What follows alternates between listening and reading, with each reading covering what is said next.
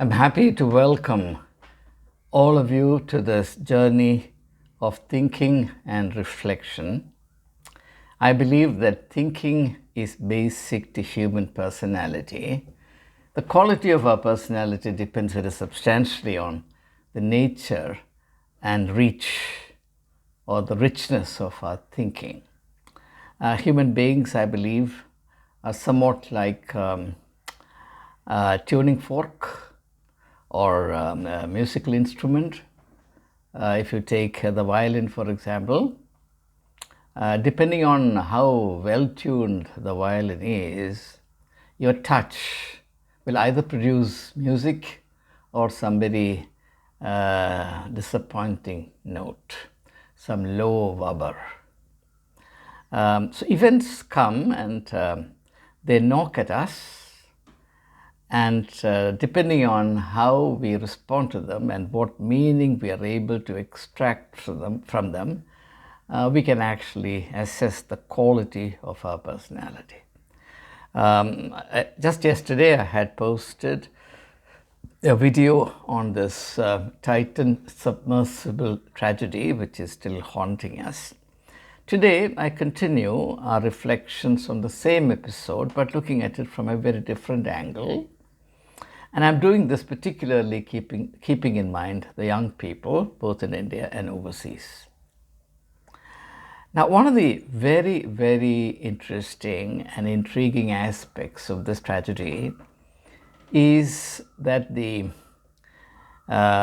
innovators of the scheme, the designers of the submersible, stated very explicitly that they took liberties with the scientific principles, the engineering and physics principles, in the interest of innovation. It's very important. This word is supremely important in the scientific context, and it's gaining in prestige, innovation.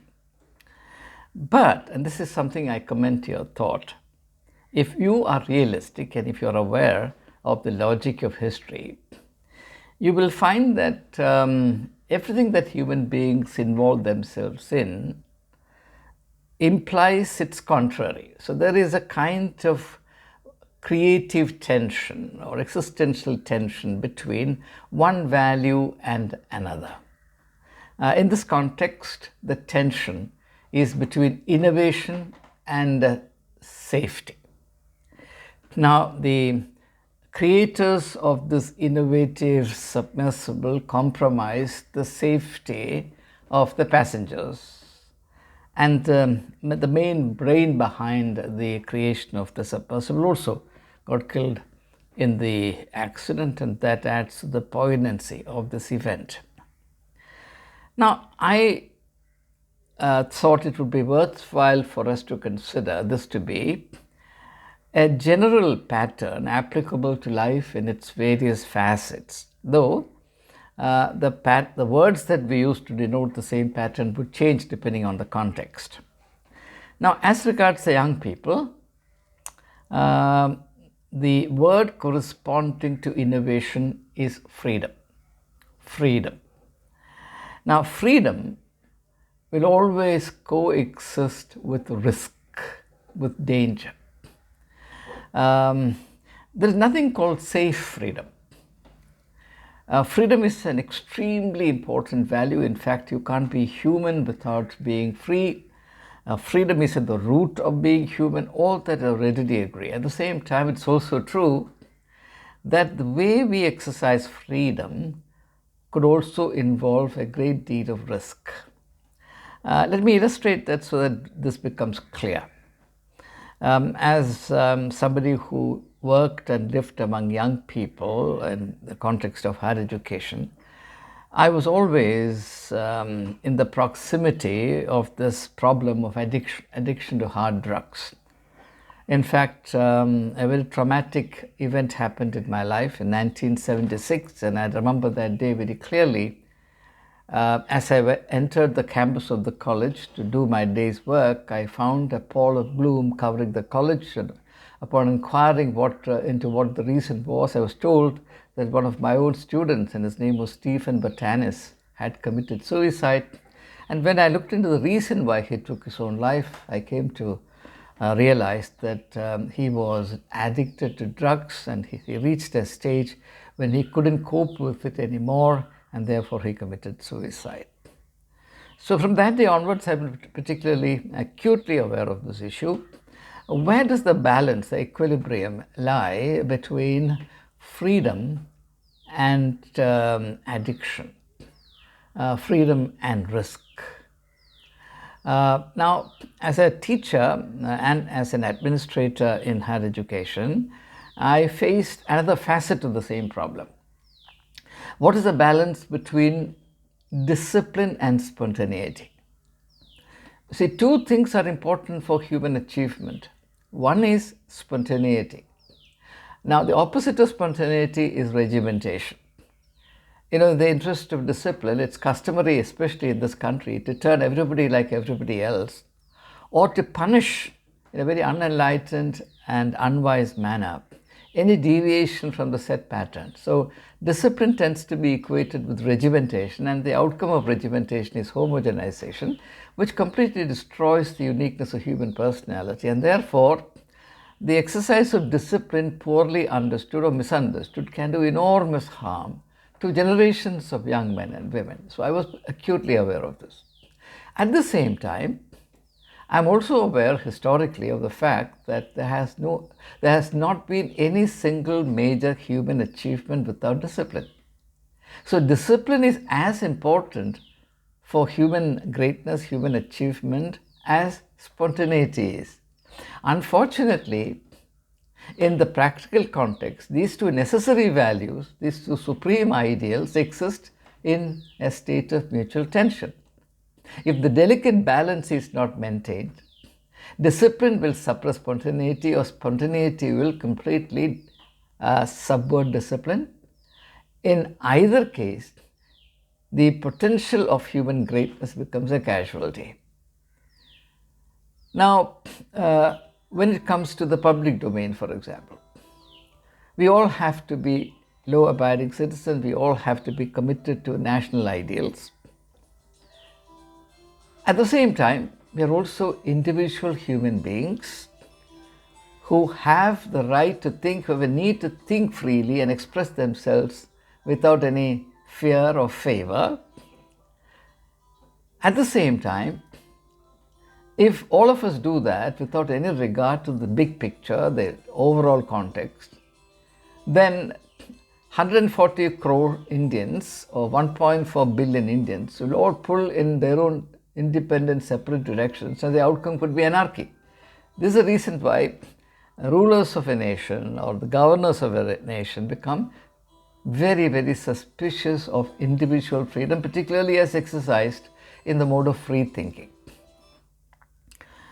Now, let's consider another area, interpersonal relationships. Now, you can certainly argue, as many people argue in our times, and I am in sympathy with them too, you can argue that the fact that I have or you have entered into a relationship, interpersonal relationship, does not mean that you have to completely surrender your personal freedom, or you have to become somebody other than yourself.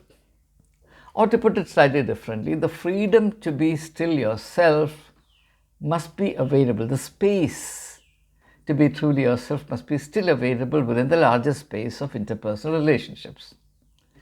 But unfortunately, this is not often obtained. This is actually the ideal, not the real. In reality, what happens is the interpersonal relationships are created on the basis of annexation, colonization, conquest, etc.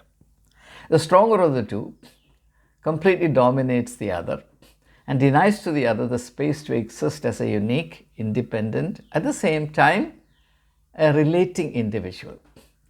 Now, therefore, in this context, in the context of interpersonal relationships, there's a need to strike a balance between personal autonomy and the commitment to a relationship, the willingness to accept what it takes to build that relationship through which one becomes a new creation. And that's a great insight in the Bible. In the first book of the Bible, Genesis chapter 2, verse 24, we read, this is describing the relationship between man and woman, Adam and Eve. Therefore, a man shall leave his father and mother and cling to his wife, and the two shall become one flesh. In other words, through this relationship, both of them become a new creation. Now, in that process, what happens to the space that individuals need to be true to themselves, to develop, grow, etc.? So these are all very, very delicate questions. My purpose in doing this video is to draw the attention, especially of young people, to this dynamic in life which cannot be escaped. It has to be faced. And depending on how you work out this dynamic, the quality of your life will be determined. And I fully agree with Count Leo Tolstoy that if you have to distill the meaning and the substance of life into one word, that word will be relationship.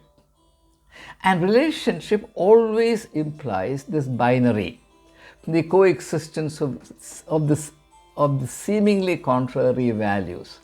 As I said, between freedom and spontaneity, between freedom and between fidelity and autonomy, between innovation and subscription or adherence to traditional rules, inherited rules, time-tested rules and regulations, between responsibility and the freedom to range and roam. All these things must be harmonized. Now, one final thought on this and I'll close. You might think that I'm arguing for the impossible, that I'm talking about something utopian. It's not really possible to harmonize these contrary ideals. They'll always exist in tension, and individuals will continue to be torn apart between them. No, I would like to submit to the contrary. In order to do that, let me first examine very briefly with you why it seems so impossible to harmonize these seemingly contrary ideals. Now, the despair or the cynicism that is widely experienced in this regard is attributable entirely to the lack of development in one's personality. In fact, it's my humble submission to all of you, and this submission is based on lifelong observations, reflection and research, that every form of conflict, every tension is based on or issues from the underdevelopment of human beings as human beings. In order to illustrate this, let me give you an example. I remember producing a video some time ago about a wonderful, inspiring friendship between a Christian singer and a Hindu lyric writer, Sri Kumaran Thambi and Yeshudas. They are preeminent in their respective fields. Now, I can't think of a deeper and more spontaneous and more enduring friendship than the friendship maintained by these two. Going by the existing standards and going even by the teaching of the church, they should have been far apart.